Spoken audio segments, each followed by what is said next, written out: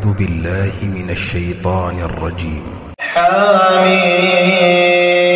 حميم تنزيل الكتاب من الله العزيز العليم غافر الذنب وقابل التوب شديد العقاب ذي الطول لا إله إلا هو إليه المصير ما يجادل في آيات الله إلا الذين كفروا فلا يغرك تقلبهم في البلاد كذبت قبلهم قوم نوح والأحزاب من بعدهم وهمت كل أمة برسولهم ليأخذوه وجادلوا بالباطل ليدحضوا به الحق فأخذتهم فكيف كان عقاب وكذلك حقت كلمة ربك على الذين كفروا أنهم أصحاب النار الذين يحملون العرش ومن حوله يسبحون بحمد ربهم ويؤمنون به ويستغفرون للذين آمنوا ربنا وسعت كل شيء رحمة وعلما فاغفر للذين تابوا واتبعوا سبيلك وقهم عذاب الجحيم ربنا وأدخلهم جنات عدن التي وعدتهم ومن صلح من آبائهم وأزواجهم وذرياتهم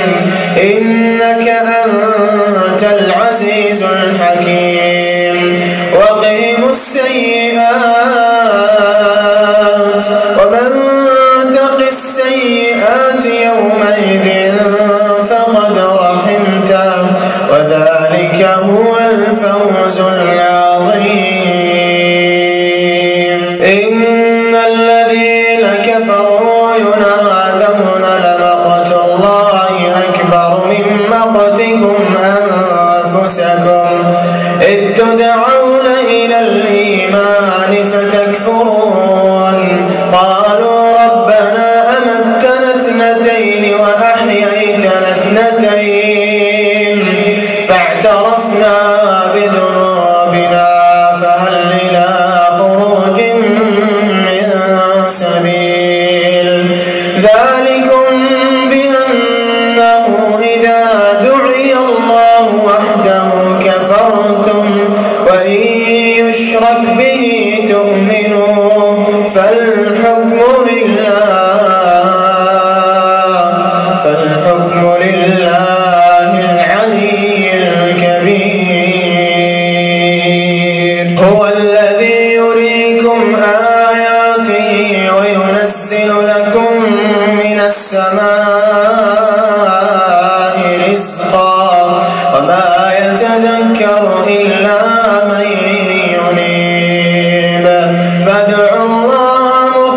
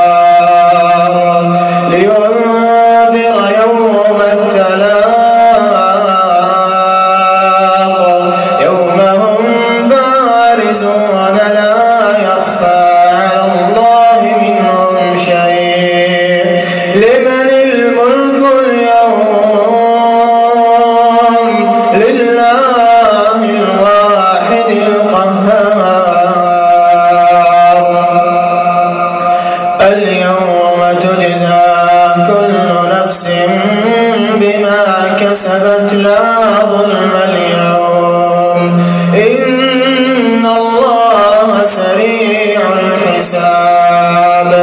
وأنذرهم يوم الآزفة إذ القلوب لدى الحناجر كاظمين ما للظالمين من حميم ولا شفيع يطاع يعلم خائنة الأعين وما تخفي الصدور والله يقضي بالحق والذين يدعون من دونه لا يقضون بشيء إن الله هو السميع البصير أولم يسيروا في الأرض فينظروا كيف كان عاقبة الذين كانوا من قبلهم كانوا هم أشد منهم قوة وآثارا في الأرض فأخذهم الله بذنوبهم وما كان لهم من الله من واق ذلك بأنه كانت تأتيهم رسلهم بالبينات فكفروا فأخذهم الله إنه قوي شديد العقاب ولقد أرسلنا موسى بآياتنا وسلطان مبين إلى فرعون وهامان وقارون فقالوا ساحر كذاب فلما جاءهم بالحق من عندنا قالوا اقتلوا أبناء الذين آمنوا معه واستحيوا نساءهم وما كيد الكافرين إلا في ضلال وقال فرعون ذروني أقتل موسى وليدع ربه إني أخاف أن يبدل دينكم أو أن يظهر في الأرض الفساد وقال موسى إني عذت بربي وربكم من كل متكبر لا يؤمن بيوم الحساب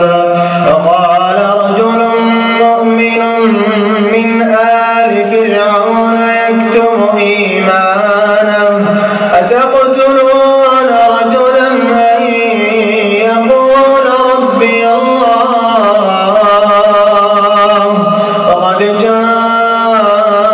جاءكم بالبينات من ربكم وإن يك كاذبا فعليه كذبه وإن يك صادقا يصبكم بعض الذي يعدكم إن الله لا يهدي من هو مسرف كذاب يا قوم لكم الملك اليوم ظاهرين في الأرض فمن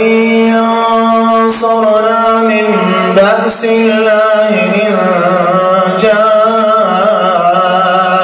جاءنا قال فرعون ما أريكم إلا ما أرى وما أهديكم إلا سبيل الرشاد وقال الذي آمن يا قوم إني أخاف عليكم مثل يوم الأحزاب مثل دأب قوم نوح وعاد وثمود والذين من بعدهم وما الله يريد ظلما للعباد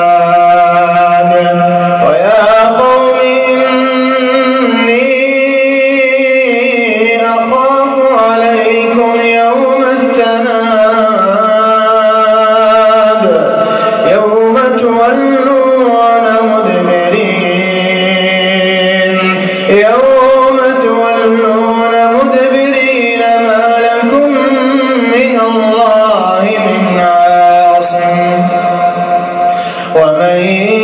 يضلل الله فما له من هاد ولقد جاءكم يوسف من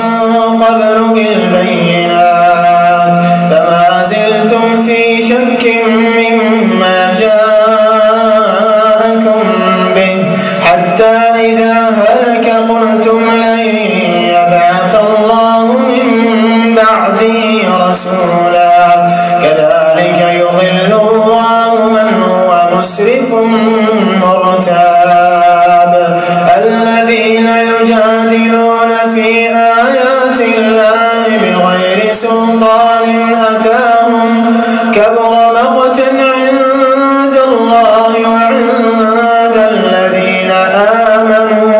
كذلك يطبع الله على كل قلب متكبر جبار وقال فرعون يا هامان ابن لي صرحا لعلي أبلغ أسباب السماوات فأطلع إلى إله موسى وإني لأظنه كاذبا وكذلك زين لفرعون سوء عمله وصد عن السبيل وما كيد فرعون إلا في تباب وقال الذي آمن يا قوم اتبعون أهدكم سبيل الرشاد يا قوم إنما هذه الحياة الدنيا متاع وإن الآخرة هي دار القرار من عمل سيئة فلا يجزى إلا مثلها ومن عمل صالحا من ذكر أو أنثى وهو مؤمن فأولئك